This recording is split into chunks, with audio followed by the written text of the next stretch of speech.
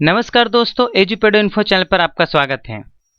आज का हमारा विषय है साइंस और जिसके अंतर्गत हम पढ़ने जा रहे हैं सीबीएसई क्लास 10th के साइंस सब्जेक्ट का चैप्टर नंबर 12 एनसीईआरटी बुक से, जिसका नाम है विद्युत।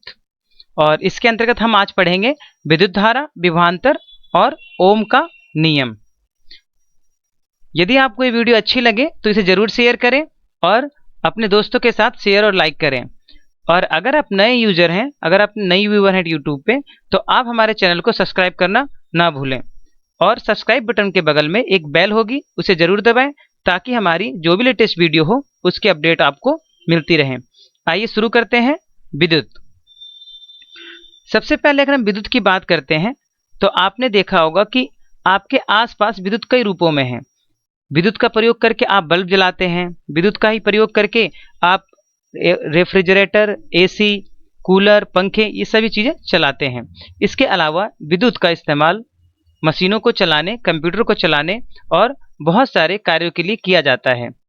तो विद्युत क्या है, आइए इसे समझ लेते हैं। जब हम विद्युत की बात करते हैं तो हमें सबसे पहले पदार्थ की संरचना को समझना होगा। पदार्थ मीन्स इस संसार में जो भी पदार्थ है, जो भी वस्तु है, चाहे वो सजीव हो या निर्जीव हो, ये सभी चीजें बनी हैं किससे?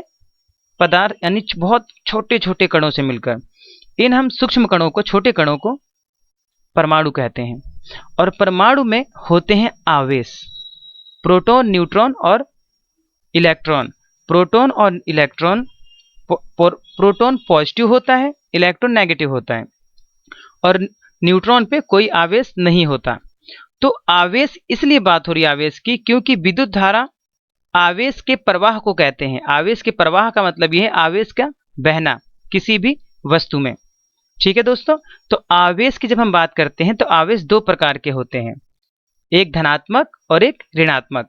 इलेक्ट्रॉन ऋणात्मक आवेश है, प्रोटॉन धनात्मक आवेश है। और कोई भी आवेश हो, बस मुक्त रूप से आवेश होना चाहिए हर वस्तु में, तो उसमें विद्युत प्रवाह हो सकता है बहुत ही आसानी से। तो आवेश यहाँ पे समझ लेते हैं क्या है। आवेश परमाणु का एक मूल कण होता है, जो कि मैंने आपको बताया। यह धनात्मक भी हो सकता है और ऋणात्मक भी हो सकता है। समान आवेश एक दूसरे को प्रतिकर्षित करते हैं। इसका तात्पर्य यह है कि अगर धन और धन यानी धनात्मक आवेश और दूसरे धनात्मक आवेश के पास आएगा तो वो एक दूसरे को दूर भागने की कोशिश करेंगे, एक दूसरे पर बल लगाएंगे, दूर हटाएंगे एक दूसरे को। और यदि असमान आवेश होगा, असमान का मतलब होता है जैसे बैटरी में आपने देखा होगा, एक धनात्मक सिरा होता है लाल और एक ऋणात्मक सिरा होता है ग्रीन। तो ये जो रेड ग्रीन है, ये दोनों असमान आवेश हैं और ये एक दूसरे को आकर्षित करते हैं। हर पदार्थ में धनात्मक और ऋणात्मक दोनों आवेश होते हैं। यदि ये आवेश बराबर मात्रा में हो तो पदार्थ न्यूट्रल होता है। न्यूट्रल का तात्पर्य यह है कि जितने धनावेश हैं उतने ही ऋणावेश हैं, इसीलिए उसमें विद्युत का प्रवाह नहीं होता। विद्युत का प्रवाह तभी होगा जब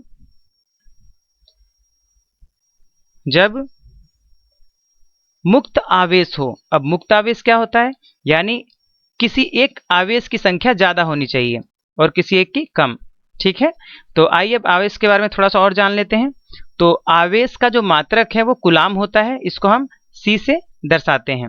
और आवेश का, ठीक है, ऐसे ही मात्रक कूलाम होता है, इसको C से दिखाते हैं। और एक कूलाम आवेश में 6 × 10⁻18 इलेक्ट्रॉन होते हैं। यानी जो एक कूलाम आवेश होता है, जिस प्रकार से आप दूध को नापते हैं लीटर में भर के, ठीक वैसे ही एक कूलाम आवेश में इतने इलेक्ट्रॉन भरे जा सकते हैं, 6 × 10⁻18 इलेक्ट्रॉन। तो आप इससे अंदाजा लगा सकते हैं कि एक इलेक्ट्रॉन पर कितना कम चार्ज होता है, आवेश होता है। ठीक है, आवेश को चार्ज कहते हैं इंग्लिश में। तो यहाँ पर देखिए, एक इलेक्ट्रॉन पर 1.6 × 10⁻⁻19 कूलाम ऋणात्मक आवेश होता है। ठीक है, क्योंकि इलेक्ट्रॉन पे है तो इसलिए ऋणात्मक है। अगर आप बात करेंगे यहाँ पर कि किस प्रकार से हम निकाल सकते हैं आवेश या कूलाम कितना है या इलेक्ट्रॉन की संख्या कितनी, तो ये फॉर्मूला है। ओके, Q होता है चार्ज और N का मतलब है आवेशों की संख्या, यानी कि वो इलेक्ट्रॉन हो या प्रोटॉन हो उसकी संख्या। और E का मतलब होता है एक इलेक्ट्रॉन पर आवेश। देखिए यहाँ पे विस्तार से बताया गया है। Q कुल आवेश और N है इलेक्ट्रॉनों की संख्या और E है एक इलेक्ट्रॉन पर आवेश। ठीक है दोस्तों, तो ये थी आवेश के बारे में बात। आइए अब बात कर लेते हैं विद्युत धारा की।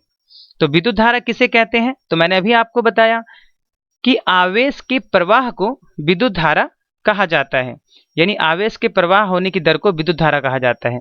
कहने का तात्पर्य यह है कि एक सेकंड में या इकाई समय में कितना आवेश प्रवाहित हो रहा है उसे ही हम कहते हैं विद्युत धारा। और इसका सूत्र हो जाएगा I equal Q upon T. हाँ जी, इसका फॉर्मूला होता है विद्युत धारा बराबर आवेश बटे में समय। I हम दिखाते हैं किसके लिए? विद्युत धारा के लिए। और Q हम दिखाते हैं आवेश के लिए, और T होता है समय। तो इसी प्रकार से हर भौतिक इकाई की, जो भी भौतिक इकाई होती है, उसकी कोई ना कोई SI मात्रक होता है। तो SI मात्रक यहाँ पे क्या है? देखिए एम्पियर, यानी विद्युत धारा का जो SI मात्रक होता है वो होता है एम्पियर, और इसको कैपिटल A से दिखाया जाता है। और अगर हम 1 एम्पियर की गणना करें, कैलकुलेशन करें, तो यहाँ देखिए ये है फॉर्मूला। 1 एम्पियर के लिए आवेश होना चाहिए 1 कूलाम और समय होना चाहिए 1 सेकेंड। अगर 1 कूलाम आवेश 1 सेकेंड में प्रवाहित होता है किसी भी चालक से, तो उसको हम कहते हैं 1 एम्पियर। और यहाँ पे MA लिखा है, MA का मतलब होता है मिली एम्पियर। मिली एम्पियर का मतलब है कि 1,000वां भाग एम्पियर का। जैसे 1 मीटर में, ठीक है, 1 मीटर में 100 सेंटीमीटर होते हैं, ठीक वैसे ही 1 एम्पियर में 1000 मिली एम्पियर होते हैं। तो यहाँ पर ये दिखाया गया है 10⁻³ एम्पियर, ये वैज्ञानिक विधि में लिखा हुआ है। अगर आप इसे लिखेंगे अच्छी तरह तो 1 बटे में 1000 एम्पियर आएगा। ठीक वैसे ये है माइक्रो एम्पियर। तो माइक्रो एम्पियर होता है 10⁻⁶ एम्पियर। ठीक है, इसे माइक्रो एम्पियर कहते हैं। अब बात करते हैं विद्युत धारा को कैसे मापा जाता है। तो विद्युत धारा को नापने के लिए या मापने के लिए हम एक यंत्र का प्रयोग करते हैं। इस यंत्र को हम कहते हैं एमीटर। इस यंत्र को हम कहते हैं एमीटर, और इसका ये सिंबल है, यानी कि एमीटर को ऐसे दिखाया जाता है। कहीं भी अगर ये विद्युत परिपथ में लगा होगा, या यूं कहें इलेक्ट्रिक सर्किट में कहीं भी अगर ये लगा होगा, तो उसे इस चिन्ह से दिखाया गया होगा। ठीक है, तो एमीटर का प्रतिरोध बहुत ही कम होता है। प्रतिरोध दोस्तों क्या होता है वो हम नेक्स्ट वीडियो में पढ़ेंगे, ठीक है, और इसके बारे में आपको विस्तार से समझाऊंगा। यहाँ पर अभी हम बात करेंगे सिर्फ विद्युत की। तो एमीटर का प्रतिरोध बहुत कम होता है और हमेशा ये श्रेणी क्रम में जुड़ता है। श्रेणी क्रम का क्या मतलब होता है, जब भी हम प्रतिरोध का अध्ययन करेंगे अगली वीडियो में, तो मैं आपको अच्छी तरह बताऊंगा। विद्युत धारा की दिशा इलेक्ट्रॉन के प्रवाहित होने की दिशा के विपरीत मानी जाती है, क्योंकि जिस समय विद्युत की परिघटना का सर्वप्रथम परीक्षण किया था, इलेक्ट्रॉनों के बारे में कोई जानकारी नहीं थी, अतः विद्युत धारा को धनावेशों का प्रवाह माना गया। ठीक है, तो विद्युत धारा की जो दिशा होती है वो धन आवेश से ऋण आवेश की तरफ मानी जाती है। इसके बाद बात आती है विभवांतर की, कि विभवांतर किसे कहते हैं। तो विभवांतर को समझने के लिए आपको पहले एक छोटी सी विभवांतर को ये समझ लीजिए कि हमें किसी भी चीज को एक जगह से दूसरी जगह पहुंचाने के लिए बल की आवश्यकता होती है, धक्का लगाना पड़ता है किसी ना किसी चीज की कहीं भी पहुंचाना हो। तो ठीक उसी प्रकार से चालक में, यानी कि तार में या लोहे में या किसी भी चीज में चालक उसे कहते हैं जिसमें विद्युत धारा प्रवाहित हो सकती है। तो किसी चालक में विद्युत को एक स्थान से दूसरे स्थान तक पहुंचाने के लिए हमें एक बल की आवश्यकता होती है, उसी को हम कहते हैं क्या? विभवांतर। तो इसको इस प्रकार से दिखाया जाता है कि 1 कूलाम आवेश को, ठीक है, यानी 1 कूलाम आवेश को एक बिंदु से दूसरे बिंदु तक ले जाने के लिए जितना कार्य करना पड़ता है उसको हम कहते हैं विभवांतर। तो यहाँ पर विभवांतर का फॉर्मूला ये बना कि W हो गया किया गया कार्य, और ये थीटा ये Q है, Q मीन्स आवेश, तो W/Q। तो यहाँ पे W/Q बन गया क्या? विभवांतर का फॉर्मूला यानी सूत्र। और विभवांतर का ऐसे ही मात्रक होता है वोल्ट। ये वही वोल्टेज है जो आप अपने घरों में नापते हैं, ठीक है। और अगर आपके यहाँ सबमर्सिबल लगा हो, यानी कि एक प्रकार की मोटर होती है जो जमीन के नीचे से पानी को ऊपर 3 मंजिल 4 मंजिल 5 मंजिल तक पहुंचाने के लिए इस्तेमाल की जाती है, तो उसका एक बॉक्स लगता है, उसमें एमीटर और जो वोल्ट मीटर, यानी कि हम किससे नापते हैं विभवांतर को? वोल्ट मीटर से। तो ये दोनों वहां उसमें होते हैं, आप चेक कर सकते हैं अपने घरों में। उसके बाद हम बात करते हैं कि ये जो विभवांतर है, यानी कि उसका ऐसे ही मात्रक वोल्ट है, तो 1 वोल्ट को हम कैसे परिभाषित करेंगे। तो 1 वोल्ट को परिभाषित करने के लिए ये देखिए W, तो किया गया कार्य 1 जूल होना चाहिए, और ये Q, और कितने चार्ज को, कितने आवेश को ले जाने में, 1 कूलाम आवेश को। तो 1 कूलाम आवेश को ले जाने में जितना कार्य किया जाएगा उसे हम बोलेंगे 1 वोल्ट या फिर 1 वोल्ट। ये देखिए यहाँ पे दिया है वही 1 जूल हो गया कार्य, और बटे में कूलाम था तो कूलाम ऊपर आया तो -1 बन गया।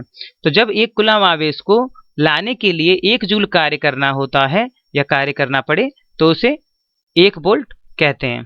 ठीक है, और वोल्ट यानी विभवांतर को हम नापते हैं वोल्ट मीटर यंत्र की सहायता से। विभवांतर को मापने की युक्ति, इसका प्रतिरोध ज्यादा होता है तो इसीलिए इसको हम पार्श्व क्रम में लगाते हैं। दोस्तों मैं आपको बता दूं कि जो प्रतिरोध होते हैं वो 2 प्रकार से जोड़े जाते हैं, एक समांतर क्रम में और दूसरा पार्श्व क्रम में। आप थोड़ी भी चिंता ना करें, क्योंकि ये जो पार्श्व और श्रेणी क्रम है इसको मैं बहुत विस्तार से आपको नेक्स्ट वीडियो में समझाऊंगा। ये प्रतिरोध का ही सारा हिस्सा है। तो यहाँ पे हम बात करते हैं वोल्ट मीटर की। तो वोल्ट मीटर जोड़ा जाता है किसमें, तो पार्श्व क्रम में। पार्श्व क्रम का मतलब ये है, आपने समांतर सुना होगा, समांतर, जैसे रेल की पटरियां समांतर होती हैं, ठीक वही है ये पार्श्व क्रम, यानी समांतर क्रम को ही हम पार्श्व क्रम कहते हैं। कभी भी प्रतिरोध को हम पार्श्व क्रम में लगाते हैं। ठीक है, आगे मैं आपको ये समझाऊंगा अभी। तो वोल्ट मीटर का प्रतीक ये होता है, अगर सर्किट में कहीं वोल्ट मीटर लगा है, विद्युत परिपथ में कहीं अगर वोल्ट मीटर लगा है तो वो इस तरह से दिखाया जाएगा। तो आशा करता हूं दोस्तों आपको विद्युत धारा और विभवांतर समझ में आ गया होगा। आइए अब बात कर लेते हैं कुछ इलेक्ट्रिकल कंपोनेंट्स के और उनके चिन्हों की। तो सबसे पहले आप सबने सेल देखा है जो रेडियो में लगाया जाता है, घड़ी में लगाया जाता है। तो जो सेल होता है उसको हम इलेक्ट्रिक सर्किट में इस प्रकार से दिखाते हैं। ये इलेक्ट्रिक सर्किट में दिखाने का तरीका है कि जो बड़ा वाला भाग है, ऐसी बड़ी वाली लाइन है, ये प्लस होता है, पॉजिटिव एंड होता है, और जो छोटी वाली लाइन है वो नेगेटिव एंड को दिखाती है। आप एक सेल लें, सेल में एक तरफ निकला हुआ होता है थोड़ा सा चमकीला सा भाग, तो वो निकला हुआ भाग पॉजिटिव एंड होता है, और नीचे जहाँ प्लेन होता है गोल सा चौड़ा सा भाग, वो होता है नेगेटिव यानी कि ऋणात्मक सिरा। तो सेल के 2 सिरे होते हैं। सर्किट में उसको इस प्रकार से दिखाया जाता है। ठीक उसी प्रकार से अगर 2 या 2 से ज्यादा सेल आपस में जुड़ गए हों तो वो एक बैटरी का रूप धारण कर लेते हैं। और एक बात याद रखें दोस्तों, अगर आपने 2 सेल या 3 सेल अपने रेडियो में लगाए हैं, ट्रांजिस्टर में लगाए हैं, तो आपने देखा होगा कि एक सेल के पीछे दूसरा सेल का पॉजिटिव एंड जोड़ा जाता है, यानी कि एक सेल के नेगेटिव एंड में दूसरे सेल का पॉजिटिव एंड जो निकला हुआ भाग है वो टच करता है उसके पीछे। हर सेल का पीछे वाला भाग वो नेगेटिव यानी ऋणात्मक होता है। तो बैटरी को हम इस तरीके से दिखाते हैं, 2 से अधिक सेलों के द्वारा। उसके बाद बात करते हैं प्लग की, स्विच की। तो प्लग अगर ओपन होता है तो इस प्रकार से दिखाया जाता है। अगर आपने फैन ऑन कर दिया है तो आप उसको इस प्रकार से दिखाओगे, उसमें डॉट लगेगा बीच में, और अगर ओपन है तो इस प्रकार से दिखाएंगे आप। स्विच अगर आपने ऑफ कर रखा है तो ऐसे, और अगर ऑन कर दिया है पंखा या टीवी या बल्ब तो आप इस तरह से शो करेंगे इलेक्ट्रिक सर्किट में। ठीक उसी प्रकार से अगर किसी तार में जोड़ है, कहीं कोई दूसरी वायर गई है वहां से, तो उसको ऐसे दिखाना है। और तार क्रॉसिंग यानी कि कोई एक तार दूसरे तार के ऊपर जा रही है तो उसको हम सर्किट में इस तरह से दिखाते हैं। और विद्युत बल्ब को इस तरह से दिखाते हैं, ऐसे भी दिखा सकते हैं आप या ऐसे भी दिखा सकते हैं। और जिसकी मैं बात कर रहा था प्रतिरोध, जो बहुत महत्वपूर्ण है, ये मैं आपको विस्तार समझाऊंगा नेक्स्ट वीडियो में। और उसके लिए आपको ये चीजें समझनी जरूरी है, क्योंकि बिना इन चीजों के कोई सवाल ही नहीं उठता कि आपको प्रतिरोध समझ में आ जाए। तो दोस्तों इसलिए सब्र रखें और मेरी वीडियो देखते जाएं, आपको इस चैप्टर के बारे में पूरी नॉलेज हो जाएगी। तो ये प्रतिरोधक यानी प्रतिरोध का चिन्ह है कि प्रतिरोध को हम सर्किट में इस प्रकार से दिखाते हैं जिगजैग लाइन के द्वारा, जिगजैग लाइन। आइए अब चलते हैं अगले कंपोनेंट की तरफ, प्रतिवर्ती प्रतिरोध। इसका मतलब ये होता है कि एक ऐसा प्रतिरोध होता है हमारे पास लैब में जो हम घटा बढ़ा सकते हैं, तो उसको इस प्रकार से दिखाया जाता है। प्रतिरोध का चिन्ह हो गया और उसके ऊपर से ऐसे एरो हो जाएगा ये। उसके बाद हम बात करते हैं अमीटर की। तो अमीटर जो है, जो मैं आपको पहले बता चुका हूं ऊपर कि ये एम्पियर यानी कि विद्युत धारा को मापने का यंत्र है, उसको ऐसे दिखाया जाता है। और वोल्ट मीटर विभवांतर नापने का यंत्र है, उसको ऐसे दिखाया जाता है। तो अब मैं आपको ले चलता हूं सबसे most important topic of this chapter. इस पाठ का, इस अध्याय का सबसे महत्वपूर्ण नियम और महत्वपूर्ण टॉपिक, जिसको हम कहते हैं ओम का नियम। दोस्तों अभी आपने जो है विद्युत धारा और विभवांतर पढ़ा, ठीक है। तो ओम ने क्या बताया था? ओम ने यही बताया था, उसने क्या किया कि विद्युत धारा और विभवांतर दोनों के बीच में संबंध स्थापित किया और ये बताया कि किसी विद्युत परिपथ में, विद्युत परिपथ का मतलब होता है इंग्लिश में इलेक्ट्रिक सर्किट, तो किसी विद्युत परिपथ में धातु के तार के दो सिरों के बीच विभवांतर उसमें प्रवाहित होने वाली विद्युत धारा के समानुपाती होता है, परंतु तार का तापमान समान रहना चाहिए। इसको मैं सरल शब्दों में समझा देता हूं आपको कि मान लीजिए एक तार है आपके पास और उन दोनों तारों के दोनों सिरों पर आपने लगा दिया, ठीक है, कोई भी आपने मतलब करंट प्रवाहित करवा दिया, तो उन दोनों सिरों के बीच में जो विद्युत धारा बहेगी, और विद्युत धारा को हम किससे दिखाते हैं, आई से, ठीक है। यहाँ पे ऊपर, यहाँ पे तो मैं आपको समझा, ये गलत दे रखा है, ये पहले वाली लाइन गलत है, ये वाली लाइन सही है। तो विद्युत धारा यहाँ पे आप देखिए, जो मैं आपको यहाँ दिखा रहा हूँ, ये है आई विद्युत धारा और ये है वी विभवांतर। तो उस तार के दोनों सिरों के बीच जो विभवांतर होगा, ठीक है, वो उसमें उस तार में जो करंट बह रहा है, यानी कि जो विद्युत धारा बह रही है, उसके समानुपातिक होगा। क्या होगा, समानुपाती। समानुपाती का अर्थ यह होता है कि अगर एक भौतिक राशि बढ़ती है तो दूसरी भी बढ़ेगी, और अगर एक घटती है तो दूसरी वाली भी घटेगी। अगर मान लीजिए वोल्टेज 10 वोल्ट है और करंट 10 ओम है, तो अगर मैं वोल्टेज को कर दूं कितना, 2 गुना, ठीक है, यानी कि 20 वोल्ट, तो ये भी हो जाएगा 20 एम्पियर, ठीक है। यानी अगर मैं और आसानी समझाऊं, क्योंकि करंट 20 एम्पियर बहुत अधिक होता है, तो मैं ऐसे समझा सकता हूं आपको कि अगर वोल्टेज 100 वोल्ट हो और करंट 2 एम्पियर है, तो अगर मैं वोल्टेज को 2 गुना कर दूं, यानी 100 से 200 कर दूं, तो करंट भी 2 एम्पियर से 4 एम्पियर हो जाएगा। तो इस प्रकार से ये कहलाता है ओम का नियम, और ये ओम ने ही बताया था सबसे पहले। और एक बात आप जरूर याद रखें कि जब कभी भी आप विभवांतर और विद्युत धारा का ग्राफ खींचेंगे तो ये हमेशा स्ट्रेट लाइन आएगा, सरल रेखीय ग्राफ आएगा, सीधा ग्राफ आएगा। देखिए इस चित्र में भी दिखाया गया है ऐसे सीधा। अब वो ग्राफ जरूरी नहीं कि यहीं से बने, ऐसा कुछ नहीं है, आप उसको यहाँ से भी बना, यहाँ से भी बन सकता है, या यहाँ से भी ऐसे बन सकता है, या यहाँ से भी ऐसे भी बन सकता है, यानी कहीं से भी ये बनेगा, लेकिन स्ट्रेट लाइन ही होगा, यानी सीधा ग्राफ आएगा। तो ये था ओम का नियम, जो क्या बताता है, ठीक है, जो विद्युत धारा और विभवांतर के बीच में संबंध बताता है। आइए इसके मैथमेटिकल एक्सप्रेशन की बात कर लें। सबसे पहले यहाँ पर जो है ये होना चाहिए, उसने थोड़ा गलत लिख दिया है, तो ये स्टेटमेंट सबसे ऊपर पहुंचेगी यहाँ पे, यानी V directly proportional to I, V समानुपातिक है I के, और फिर हम ये कांस्टेंट लगाते हैं, जो R लिखा हुआ है उस R को हम यहाँ लगा देंगे, और ये जो चिन्ह है ये हटा देंगे।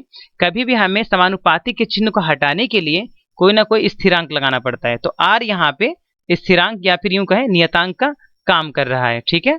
तो V इक्वल हो जाएगा IR, यानी हम इस इक्वल को साइन को तब लगाते हैं जब हमें कोई कांस्टेंट यहाँ मिल जाए, यानी नियतांक मिल जाए। तो हमने नियतांक लगा दिया R, और ये जो साइन है हटा दिया, उसकी जगह हम क्या लिख देंगे, इक्वल। तो ये बना ओम्स लॉ। अगर आपसे कोई पूछे कि व्हाट इज ओम्स लॉ, तो आप स्टेटमेंट में ऊपर वाली बताएंगे ये 2 लाइनें, ओके, कि किसी विद्युत परिपथ में धातु के तार के 2 सिरों के बीच जो विभवांतर होता है वो उसी तार में प्रवाहित होने वाले विद्युत धारा के समानुपातिक होता है।